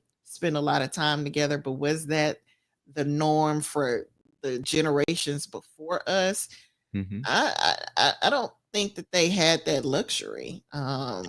Well, I think that generations before us, I think they were out more. They didn't go out to clubs a lot, or even though we used to go out to parties, there used to be house parties. There used to be other ways of gathering. But I think that growing up, we were always gone. Mhm, Now we came home. Now during the week, we came home and everybody sit around the dinner table. mhm, Okay, mom and dad and the children, they sit around the dinner table, and that was a time where you discussed things. mhm, How was school? What was going on here? Uh, who was that boy I saw you hanging out with? mhm. Whatever, right? So there was more discussions, and I think we have isolated ourselves to a certain extent with uh, shucks. Most children now, everybody has a cell phone, and you see people now, you see videos, people are out on dates and stuff like that, and it's mostly the women, and they're on their phone. Really, mostly Yep, women. Okay. most of the women, yep, it might back me up. Most of the women Yeah, that was so are, sexist. are, So are on the cell sexist. phone. Now you know that to be true, Ann. Know what to be true. That I'm most not married to my cell phone. As a matter of fact, Well, no, you married. I'm not talking about you. Okay, I'm Not to my talking cell about phone. I'm women not. going out on dates now, and they're on their cell phone, and maybe even taking pictures of the meal and stuff like this. Oh my Dudes God! do that too. No, what? Go to the YouTube and look at all the guys doing the same exact thing. Men do that No, too. no, Yeah, they do. no, they Bruh. don't. They're Yes, only They they take do. pictures of themselves at the gym when they're working out. Girls do that too. uh, I yeah, don't think it's not a sex related thing. it's more women. It's more women out there. They just take their cell phones on a William. date, and the guy saying, "Are we going to talk? Or you got that phone? Whatever it is." The guys are. The Guys do guys it are. too. Now I tell you what. There are some funny videos out here, and I think some of these are skits too. But this one is true. Where this girl went out on a date, and she ordered. It's supposed to be a drink date, right? Just for drinks and stuff like that. She ordered 46 oysters. What I saw that is one. ew? Ew. I Yeah. saw that one. Well, yeah. And so they talk about all, and this other woman came up and she ordered 6 courses. All right. Okay. And so the guy's taking the pictures, and he's showing what she's doing, right? This one woman went out for a birthday and she bought 18 friends and expected the guy to pay for it. I mean, screaming him down. And the guy he's got his phone out recording this. The guys are using it for evidence. Now, I don't defend Evidence. I don't defend Okay. men a lot on anything. You guys already know that. Mhm. All right. Already. But that the ones out there with the cell phones, now we all have them. Okay. But you ladies out there, you on a date now. You guys supposed to be getting to know each other. But that's not the time to be texting your friends, you know. It's like, Say the same thing about guys. I'm not another texting first. any guy. No, you can't. It's not a plus I size issue. got to defend William on this because I've been on some dates where the lady does exactly that. They're busy texting their friends, and it's like we're supposed to be on a date. We're supposed to be getting to know each other. We're supposed to have fun together to see if we're compatible, right? And I've had more than one date where it was just what William's saying. So, gosh, that's what 2 or 3 times I've had to agree with William today. Yeah. I maybe need to check in with Dr. Sid. It's making your head hurt. I might need a little mental health. No, you do it. Here. No, Mike, you're doing just fine. You're getting better. Okay, don't worry about it. Oh, I've got it, guys. On a serious note, though, and the first time we bought it store, we talked about my good friend Kim, and the traumatic thing that she went through, and I wasn't sure. I wanted to handle this in a delicate way, and I even talked to Mike about it before I aired it. And I wanted to know from her. We're not giving out too many details here because it's still going on. And I asked her, I said, I don't even want to use your name and things. She said, hey, that's okay. That's quite all right. I said, I don't know how much I can tell of your story, And so there's still some things that I'm not going to mention, but she is listening right now. And so she said, I'm tuned in. She said, this attempted murder trauma has left me emotionally and mentally unbalanced right now. It has been. If somebody tried to kill you, it pretty much mess with your head a little bit. It is, right, but she goes on though. She said it has been very challenging as I'm trying to process and bounce back to being myself. Some people will say, "Come on,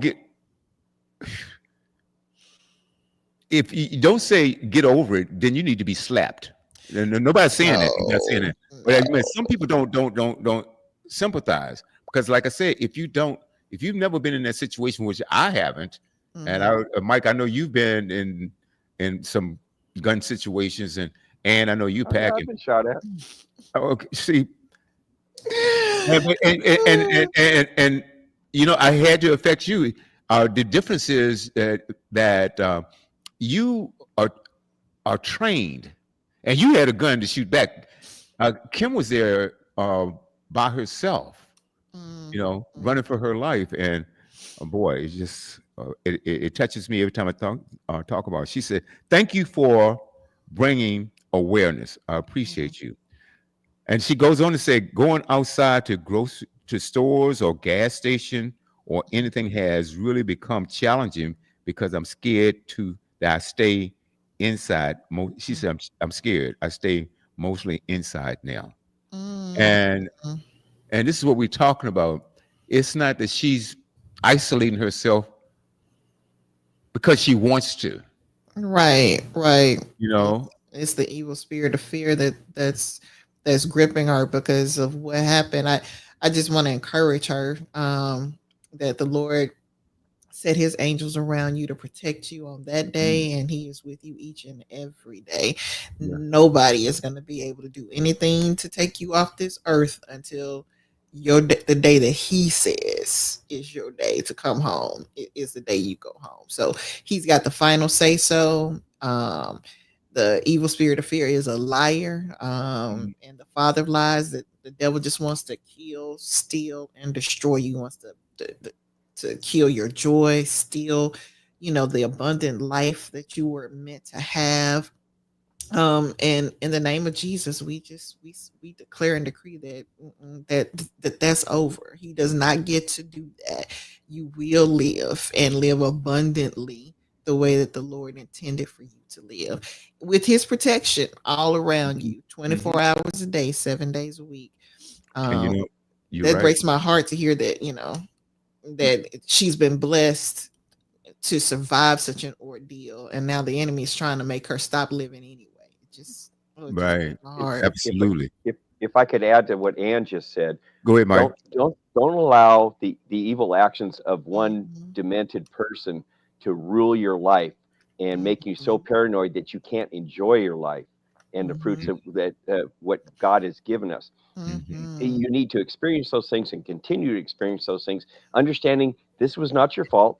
You didn't do Right, anything wrong. You were just trying to do your job, and this unhinged person mhm, uh, came after you. Understand that his actions shouldn't control the rest of your life and how you right, feel. So right.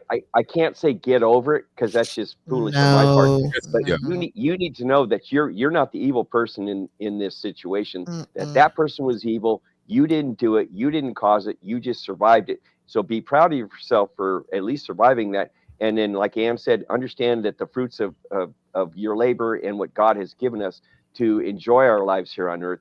Uh, don't let this prevent you from doing those things. That's right. Mhm, And and like I said, I know her personally, and she's such a beautiful person, a good mhm. heart, Amen, a amen, very good heart, And she amen. got that from her mom. Remember my friend Bobby Johnson? I We think haven't you told us about him. yeah, well, that's about Bobby is and was her mom, so Okay, okay, it's okay. So yep, Well, hopefully Dr. Sims can recommend some people for her to talk to too, because I think that will help a whole lot too. God gives us doctors for a reason. right. And please don't listen to any of those people with that crazy, you know, I won't say it's crazy. Let me stop. you I have to do stand up. believe that I do believe that God heals people miraculously all the time, but um I do also recall reading in the Bible where even Jesus made a salve for somebody's eyes instead of just saying receive your sight. Mhm. So God has given us, different types of healing. It could be miraculous right now healing. It could be that there's a type of therapy that you go through. It could be that there's something that you take. I don't know. What I do know is, um, don't let anybody tell you that there's a problem with your level of faith if you do have to see somebody, because that that is not biblical. No, um no, it's not. No, it's not. mhm, And we should, because that's why in our communities, in many communities, mhm, seeing someone, they say, "Oh, uh, it's stigma." So much, mhm, so to be, mhm, it's taboo. You mhm. don't want to see someone. No, it's just like if I get a deep enough cut, I need to go to the doctor and get stitched up. Exactly, and a booster to make sure Okay, you don't get. it's the same thing. You know, Right. if you are having some pains wherever it is, at some point in time you need to see a doctor. Right. Right. Our minds, that's a muscle also. Mm, Okay, if you pull a muscle in your leg, you're gonna get some help. If your mhm, mind is stressed in some way, it's okay to do that. It's okay to laugh. Uh, mhm. and uh, and I talked to Kim, or at least send her a text, let her know, hey, we're on, and she loves Mad Mike and Wild Will Coast. Awesome. Thank Awesome. you, Kim. Because see, Awesome. but that's 3 hours. She loves all the shows, right? Mhm. But that give her a chance to laugh, and laughter is healing. Good Yes. music is healing. Being Yeah. around good people is healing. Uh, Right. if you have someone, if it's something or someone that motivates you, that's Mhm, healing, and we'll mhm, get there. We'll definitely going to get there, and mhm, that's why I find I put such a it's an honor for me to be able to do shows like this because mhm. a lot of shows don't talk about mental illness, mental health. Like Right. when Ann's show, for instance, I find is I put a caption on Ann's show once that I said, what was it?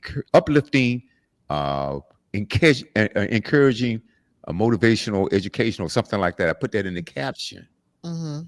to let people know this is what's to come here. Right. Right. Today we were supposed to talk about AI. We haven't, and that's okay. I think this is vitally important. And sometimes we like a lot of our broadcasts, especially when Mike is on with me. We have it's not scripted. Right. I have Right. an idea what we're talking Yeah, you about. can't make it up. No. You can't make this up, right? You Mhm. can't copy that. Uh, but thank you so much. Oh, she said thanks, William, so much, Mhm. and Mike. I am receiving your words and encouragement. Hallelujah. Glory to God. That's Hey, right. That's right. Kim, don't let the devil keep you down. You're Yeah, that that's girl. right. Oh, Amen. there's a You got Amen. song. this. Who wrote Amen. that, Mike? What's that? Somebody wrote a song like that. Okay. Oh, the devil came down to Georgia. Not that one. No, I don't think that's what you just said. Them two different No. sentences. You said, "Don't let the devil keep you down." We had nothing to do with Georgia. Nothing. Hey, How folks. did you get that confused? I Uh, don't Well, understand. because the song is about the devil came down to Georgia and tried to steal some souls, right? And the right. young man playing the fiddle fought back against the devil and won. Yeah. I And love that won. So song. fight back against the devil. Don't let the devil get you down. Don't let the devil win. You get up and live your life as best you possibly can, Kim. And I'm Right. glad that you listen to us, and I'm glad you're okay. By the way, She's getting better. Hey, Mike. Hey, put that Wow. on your list. This, if you can, you got the pad close by. Hey, put that one on your list for Thursday too. I With will. The devil came down to Georgia is the name of the song. what's the name of it? Wow. Looking for a soul to steal. If Wow. you haven't heard that song in a long time, go back and listen to it because it's the young man triumphed over the devil. Mm-hmm. Is it a Christian song? Is it a blues song? I mean, what kind of song is No, this? it's country. It's Yeah. country. Oh, okay. Okay. Okay. Oh, and I love the violin in there. They call it the fiddle, right? Yeah, yeah, yeah. The fiddle. Yeah. Oh yeah, boy, I don't yeah. know what the difference is between a fiddle and a violin, but I just know they call it a fiddle if it's country music. Oh, Depends which end of the country you live in. But yeah, that's go exactly back right. and listen to it. It's Devil the came same. down to It's the Georgia. same thing. It's the same thing, right? Okay. But it was the battle of good versus evil is really the The gist. the message the song was giving, and it was a positive message because in the end, the devil lost. Don't Okay. let the Oh, devil win. Amen. yeah. Amen. Let me. I'm going to finish up environmental factors. Um, substance abuse. Use of now. Okay. Substance abuse, drugs or alcohol can worsen. Like you take somebody who's already on the edge, okay, and you Mhm. give them some alcohol or some bad drugs or something like that, condition, okay, or contribute to The good their ones too. development. Hey, well, it's not going to make things better, right? You give somebody that's unhinged some drugs or alcohol. What do you think that's going to do? Bring them back closer to the center? Well, they're trying to escape, William. They're trying to escape that mental pain that's rolling around in their noggin, and one of the ways that people escape is through drugs and alcohol Yeah. or other destructive things, like people cutting themselves.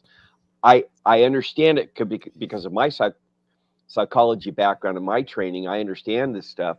I understand it, but I don't understand why you would cut yourself to make yourself feel better, Okay. or get into drugs and huffing paint and other things that are so destructive to your body.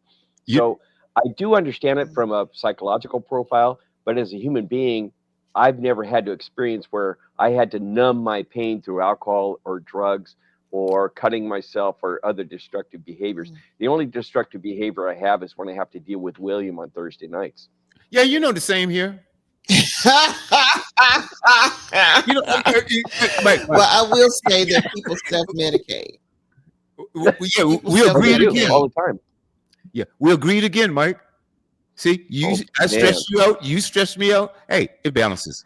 Yeah, it's a balancing act there. But anyway, I got a question though.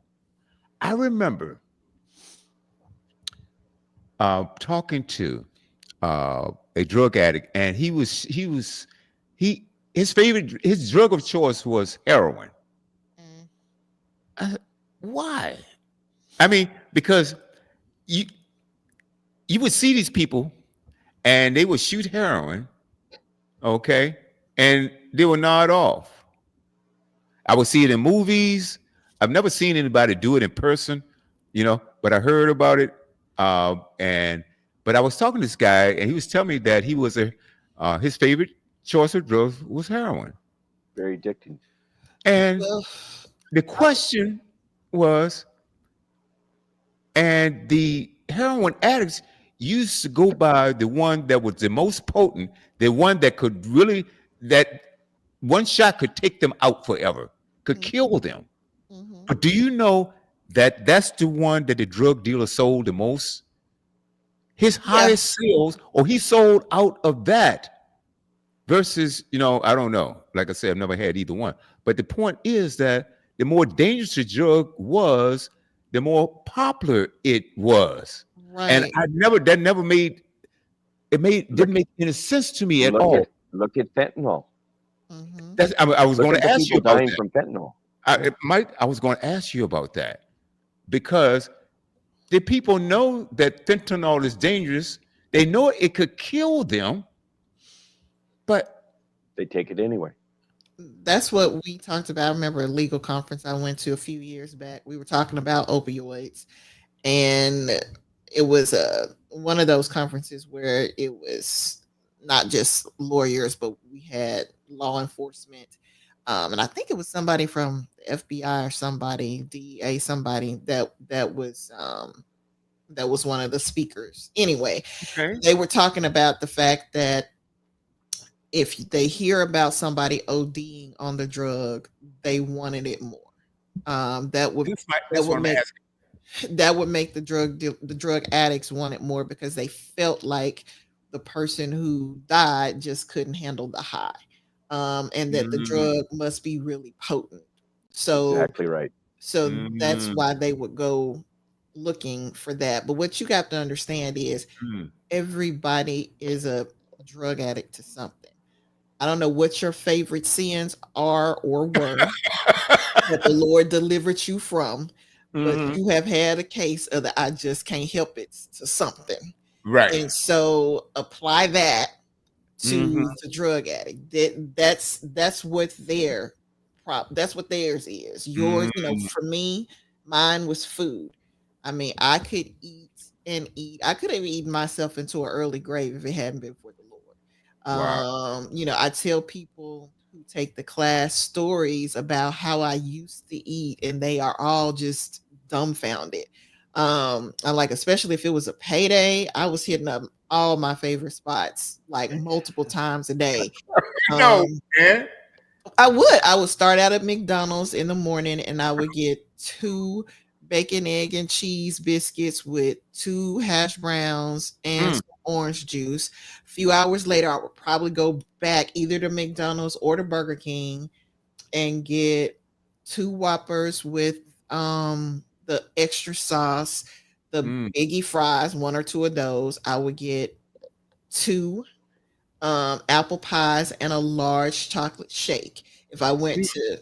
to Burger King, I would get the double Whopper with cheese, and then I go to Sonic and get some tater tots. I get the apple pie from Burger King, but I would get a Oreo cookie shake from Sonic, and I mean the big Route 44 thing.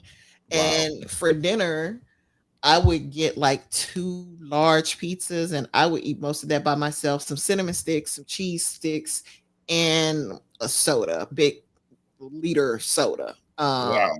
Yeah, and that was just one day. Okay, but and that wasn't even talking about a snack or something in between. But that's what the way food Mhm. was to me. It was food to me was like, a line of cocaine to a cocaine addict, or Right. that other stuff.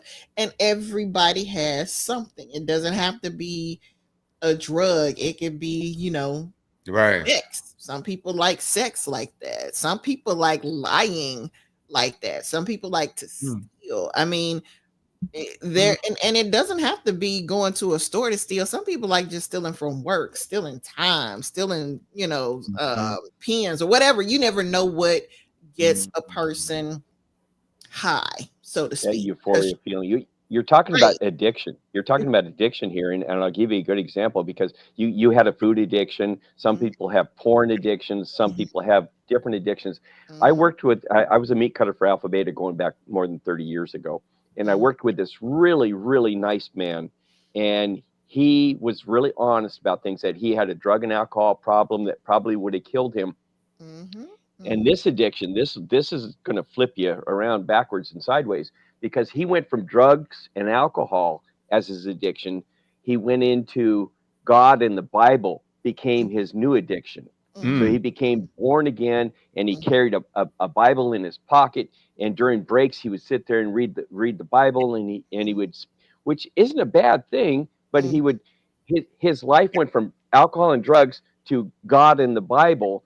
That right. became his new addiction. And I Mhm, hope nobody's offended by what I'm telling, but I saw mhm. that as an addiction as well. So, and he was just the nicest guy. And I hope he's well today. And I'm glad he believes in the Lord and God. And I just saw him trading one addiction for another. Well, and Mm. that's the thing. If you what we talk about in class, if you don't uproot the issue, um I Yes. mean, uproot it completely, then very often people trade one addiction for another. They will Mm. trade, Yeah. say, smoking for eating. Because a lot of people, if you notice, when they quit smoking, they gain weight because now they've done something different. They stopped smoking, but they picked up a new habit, and it's like that for a whole lot of folks. And when it comes to religion, that's the difference. You have the difference between religion and relation the difference between religion and relationship. A lot Mm. of people don't understand that Christianity is about a relationship with the Lord, not necessarily ideological principles, or a few rules that you follow. Mhm. So it really is the difference between somebody goes to church every Sunday because they are going there to meet their God and to worship him and to expect to receive something back from him, Mhm. versus somebody that's almost to the point of being radicalized. Mhm. And Right. it's and you have to watch it, to be really careful to make sure you're not dealing with somebody that's on that edge, because I think that's kind of where we are with these so-called evangelical Christians. They don't really have a relationship with God, but Right. have they do have a bunch of principles that they think deal with Christianity, but actually have absolutely nothing to do with it at all. Absolutely. And it's basically steeped in racism, imperialism, and a lot of other stuff that has nothing to do with the Bible, not the true doctrine that the Lord has given us in His Word. So you're right, Mike. Some people do have a so-called addiction, and other people have a lot of how should we say it? They've been indoctrinated wrong. Let's put it that way. Mhm. Yep, absolutely. You guys are spot on here because there are so many causes, and that's why I say that if you are following the wrong religion or doctrine or something like that, that can mess with you. Also, there's a clip I want to play for you in a second, but I've seen some. Oh, give me an example. I remember I was in Southern California, and I was at the bank. And when I left the teller's window, I saw a church member, from the church I was going to. And so I said, and the pleasant thing to do, which I would have done anyway, was I walked up to this church member. I said, "Hey, how you doing?" She turned her head around so fast, I thought she was going to break her neck, meaning away from me, like, yeah. This woman about 99 years old, so there's no way I was hitting on her. So it couldn't have been that. It couldn't have been that. But the point I'm getting, but also every Sunday, she's in the back of the church. Yes, Jesus, jumping up and down, hooping and hollering like shouting the wig off. She's anointed, right? Yeah. And I saw her, and what happened and I used to have to sing between the 7 o'clock service and the 9 o'clock service, right? And we used to have the breakfast break between those two services. And I saw her in the lunchroom, and I said, "Hey, Miss So and So, you probably didn't see me the other day when I was in the bank." She said, "I saw you. I just ain't want to talk to you." Whoa! She didn't want to be bothered. I said, "Well, tell me how you really feel." Wow. And I'm serious. Now, before that, this lady and I had never had any words at all. I used to speak to everybody I saw, but one of her sons used to sing in the choir with me. I had to get him straight in the choir one time too. That might be why she didn't want to talk to you. No, this had nothing to do with that at all. No, he had an issue. I had to tell him off in the choir stand. This is totally separate. I agree with you, but there are some people they are just that loyal to family members. There's one spat that you had with him, and she's like hanging on to that for whatever. No. This happened before I told her son off. Oh, really? Oh, well. Yes. Okay, never mind.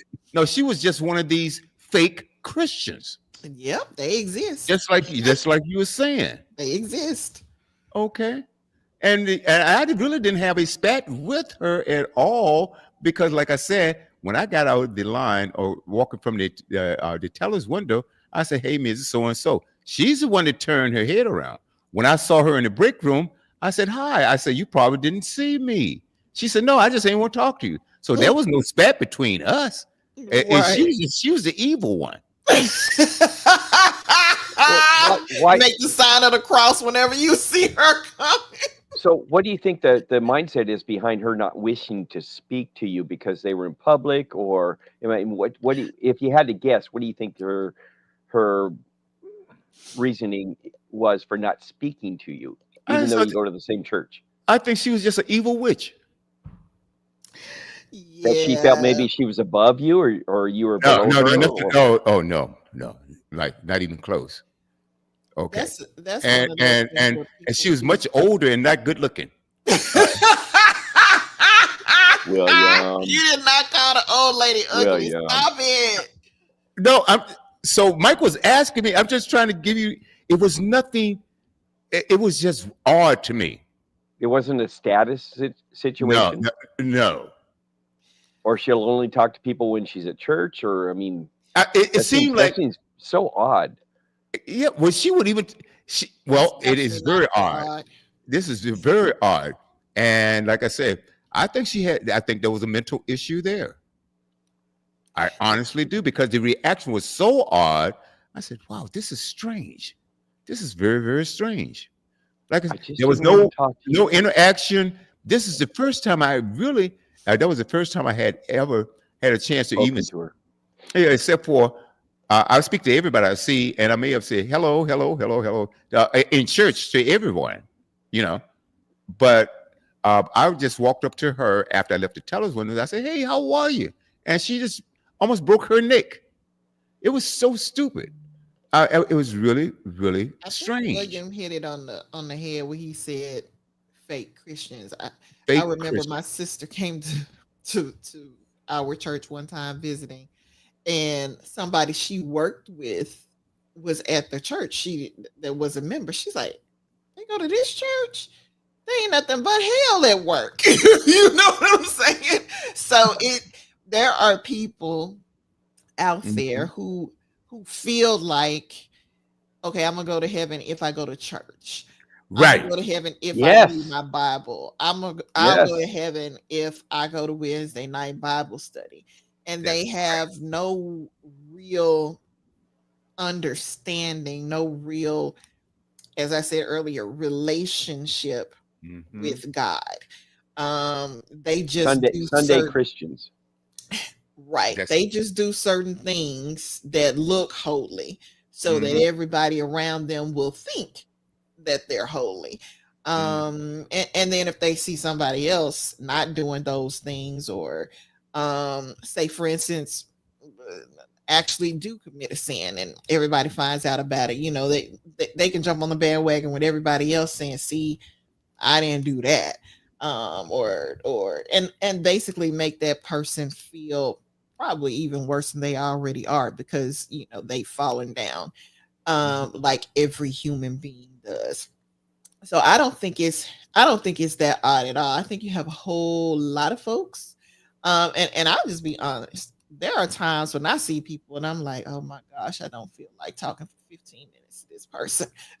Please don't let them see me. So Yeah. I mean, But if it you do, you're not rude. happens. You're not rude though. If No, you have, usually I'm the first one to speak to everybody. But there are times when you're just like, okay, I'm already running late. I don't want to be bothered. hmm But I think you have a lot of folks hmm who are just holy on Sunday. Let's just put it that way, and Sunday hellish Christians. the rest of the week. and, and you know what? And a whole lot of them are preachers. Oh my gosh! Oh my gosh! Holier than thou. Ooh, we're not Oh gonna go my there. God. I'm not putting my You know, mouth on them. Mm-mm, well, I told we talk about uh, uh, Joel Epstein. We talk about who's that? Kenneth Copeland. mm-mm, Uh, there are so many. What's that? Paula White. mm, As a matter of fact, Paula White. Was that Paula White? Let me see if I can do something here. Okay. Okay. Let's see which one I want. Okay. Check this out. Let's see if this will work for us.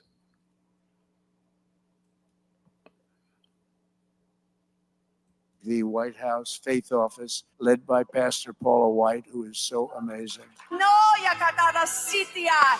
Power!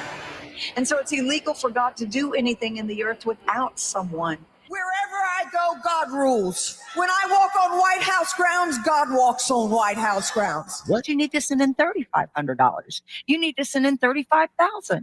You need to send in that $100,000 check. To say no to President Trump would be saying no to God.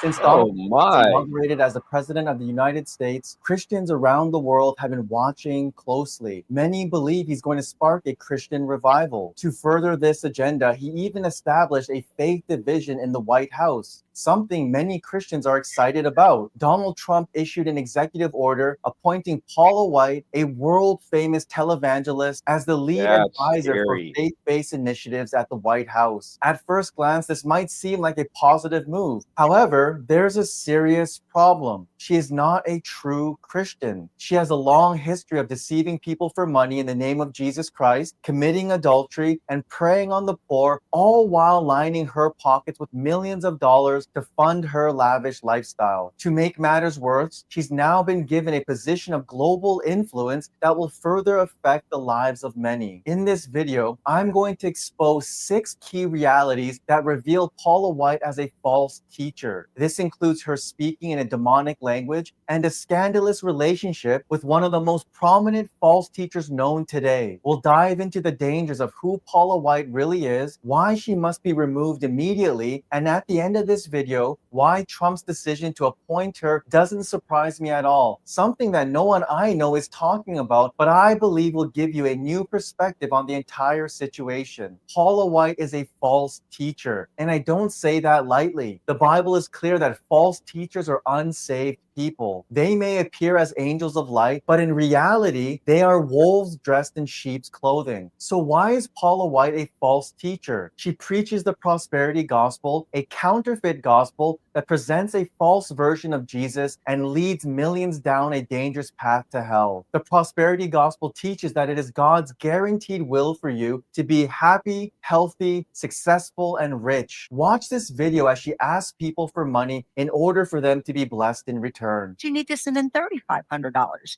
You need to send in $35,000. You need to send in that $100,000 check. If you do not write that PO box and you do not call that toll-free number and you do not become a ministry of sustainer, you will never see sustainment in your life and your dream will die. It's shocking to see how deceptive she is and how unashamedly she asks people for hundreds of thousands of dollars. She says that you must send her money to sustain your life, specifically in terms of health and wealth, and warns that your dreams will die if you don't act immediately. She uses pressure tactics and manipulation solely to enrich herself. Jesus didn't come to make you rich. Okay, He I'm gonna came stop it right there. And we only got through number one. We only got through number one. Well, I think it's sad. She's not the only one who does it. I mean, they so. do No, it she's a not. whole lot. Yeah. I don't, there are quote unquote Christian networks. I can't watch them. I just can't. The Lord won't even let me try to watch them. I mean, because so very often you get that type of stuff over and over and over again. It's a doggone shame. It I, really is. and the sad thing about it, Mike, are you there? The sad thing about it is she wouldn't be doing it if it wasn't working. It works for them. They get all kinds of money. It's all kinds of money. And it makes so think about this. Think about this. I would say if you send that woman one dime, you're mentally ill. Well, that's the thing. It's not mental illness. What it is preying on a person's faith. You have people who truly believe in God and they truly revere those who are quote unquote spiritual leaders. William, you know what it's like, especially in African American churches. The pastor gets all kinds of special treatment because people revere the man of God or the woman of God. And from my perspective, I've called them blessed, but I recognize that they are human beings who are subject to sin just like the rest of us. And so I try not to put them up in a higher, think of them more highly than I ought to, but at the same time give them the respect that they are due, in their positions. But you have folks who take it, whatever these people are saying, that it comes directly from God. Now, don't get me wrong. If you have someone who is divinely speaking by the power of the Holy Spirit, and teaching to you, okay, that's the way that works. But you cannot assume that with everybody that claims to be a preacher, everybody who claims to be a teacher. You must know the word of God so that you can directly divine the word of truth. Because I will tell you, I would sit in the church on Sunday mornings just listening, and if something is said, and I'm like, I don't recall reading that. I'm like, okay, Lord, Holy Spirit, I need to know that he just or she just say something that's not in line with your word, because either I haven't read I that need or to I know. don't understand how they have come to this conclusion. But I question the folks that are standing up there in the pulpit doing the teaching, because not everybody that says they are a preacher was sent. A whole lot of them jokers just went. Okay, just went to get money. They just went to get a modicum of fame, a modicum of power, and they do not have your best interest at heart. And then they went to get that new Rolls Royce. Hey, Mike, Exactly. And as my granddaddy used to say, hell's gonna be lined with preacher skull bones. you know what? Lined with them. I'm telling you, because boy, oh boy, she was basically, and now not only in the African American or black church, but a lot of her donors. I don't know the makeup of her donors, but I guarantee you they're not all black, and I guarantee that most of them aren't. Well, Okay, I she had a guarantee. lot of people at her church who were black Oh, attending. I'm sure she does. I'm sure there's a mixture. And but first, you know how she started off? She said, "You need to send in that $3,500, or that $35,000, or that $100,000." And if you don't, it's almost like if you don't do this, you're not going to get the blessings that God has for you. I mean, that trying to buy borderline. blessings. You don't buy blessings from God. And this is nothing new. They used to do that. Oh wow, centuries ago. The Catholic priests used to do that. Didn't Jim Baker go to jail for that? Well, it's a spiritual jail called hell that they might find themselves in if they don't stop what they are doing. If there's a hell, I guarantee you, they're going. If there's a hell, they're going, because that is all out trickery. Mike, what's your take? Well, you're taking advantage. You're taking advantage of people that I don't want to be insulting here, but people that are very trusting and honest themselves, and you're playing upon their honesty when you're dishonest and you're evil. And people can be rather gullible, and they want to believe in something greater, a greater power, perhaps. They want to believe that what people are telling them is truthful because they themselves are truthful, and they get played. They get played. You remember the my buddy Meat Cutter that used to say the masses are the asses. Wow. Yep. And that's a really stinging point of view, that masses are the asses. But the people are very gullible. I mean, look at the fight we have going on between just the political parties that we have here in the United States, where half the country is divided. How does that happen, where half the country believes this and the other half believes that? That's right. There's got to be some kind of a intellectual misunderstanding somewhere along on the way, maybe for both parties. Well, I like to be very fair about stuff, and this nonsense with this gal and her being appointed somehow the religious leader for Trump. For Trump, this is ridiculous. Are you kidding me? It is, Mike, and you're 100% correct. See, I'm agreeing with Mike again. I need some help. I know, right? I can't I think believe y'all were both against me at one point, wasn't it? We were ganging up on me. When we get over with the broadcaster from Boomerang, I'm going to go do a check to see if hell froze over today. It didn't. You don't need to go. It didn't. I can tell you that. It's just been a miracle that was performed. That's what this is. It was a miracle. It is. You think about it. A lot of those people there, when you go to her church, there's not a lot of poor people, I don't think, goes to her church because she wants money. She wouldn't have them. And and if you can't afford that, I don't think you'd be in there.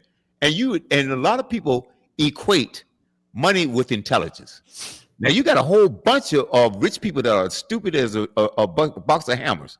All right, that somehow they got that money somehow. It could be from legacy or whatever it was. Okay. Their dad, granddad, or whoever passed down a multi-billion-dollar business to them or whatever it was. But if you think about this, these preachers will come in. You need to give God his money. But let me If tell you we're something, talking about Buster. tithes and offerings, okay. Yeah. You need to give, but Buster, that money. So God asked you to open up a bank account in your name. I want to know. So if we need to give God his money, so you are. Oh, I know what it is. You're the shepherd there. What's that word I'm looking for? The overseer. Whatever. So God asked you to open up a bank account. If that money goes to building the church, you need another wing on the church, or you need a new church, or you need to buy more land. You need to expand your ministry, and the money is going there and not in your own personal bank account. So there's a difference. She's asked for 3,500, 35,000, 100,000, and these preachers are doing it all the time, and they're blaming on God. God doesn't need any money. The earth is the Lord's and the fullness thereof. It all belongs to him. He asked you for a 10% for as your tithe, and he does ask for an offering. He didn't give you a specific amount when it comes to an offering. He leaves that up to you when it comes to an offering. And I'm okay with the pastor getting a salary if that's what he's doing. Well, He's yeah. going out and he's visiting the hospitals, the sick, and doing things in the community and things of that nature. Right. Okay. All right. I have no problem with that. But that money that's supposed to go to the church is supposed to go to the church. You can have the food tithes into the storehouse, so there will be meat to the storehouse, in my house. food pantries, having a fund that will help out people who they need their light bill paid, or so whatever it is. They're in a situation. And the church I went to, they did have a budget for that, helping out people less fortunate and things of that nature. That's what it's for, not to have that pastor buy a Rolls Royce or a Learjet. Right. No. And so people that go to these churches, I don't understand it.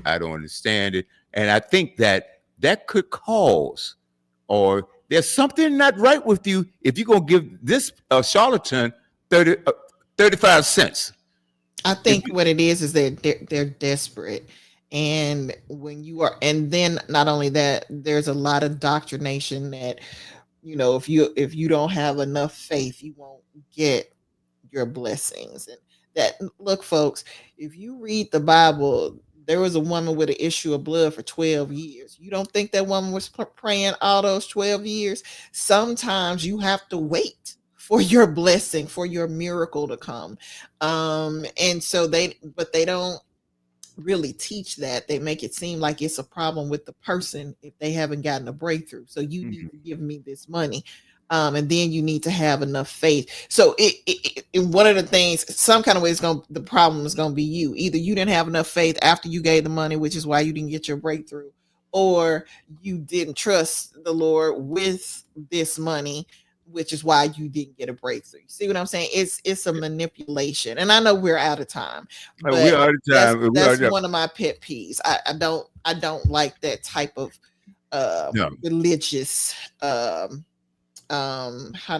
religious con, I guess you can say. Right. Because I think I'm not saying that won't be an act of faith in some instances, but but the way that they do it all the time, it's crazy. It seems more like they're abusing their people's faith, and doing damage to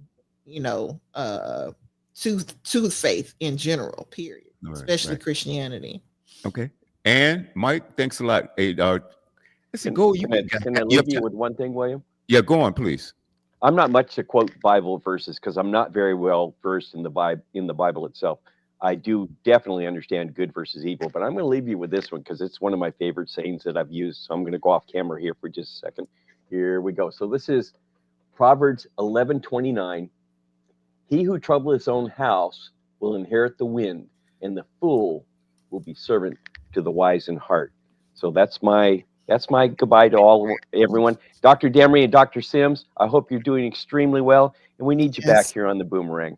Right. Hey, say hello to our good friend Bruce J, the entertainer. Hey, Kim, thank you so much, dear. Hi, Bruce. Blessings to you too, Bruce. 007, thank you so much for tuning in.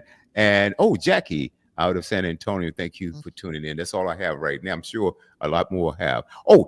Coming back at the top of the hour, I didn't get a chance to do it last week, Mike, and I should have, but Renee, sorry, the Jazzy Diva put together a playlist tonight, Gone But Not Forgotten, a tribute to Roberta Flack. And I didn't get a chance to do it last Thursday. Yep. Chris Jasper, Jerry Butler, and Angie Stone. You guys remember earlier this week, she was killed in a car accident. Angie Stone? Yes. Yes. Really? I didn't know that. Yeah. Yeah. Wow. I And did not know that. we'll probably cover some of that on Coast to Coast on Thursday as well. Okay, Yeah. we will. Hey guys, thank you so much. I really appreciate you.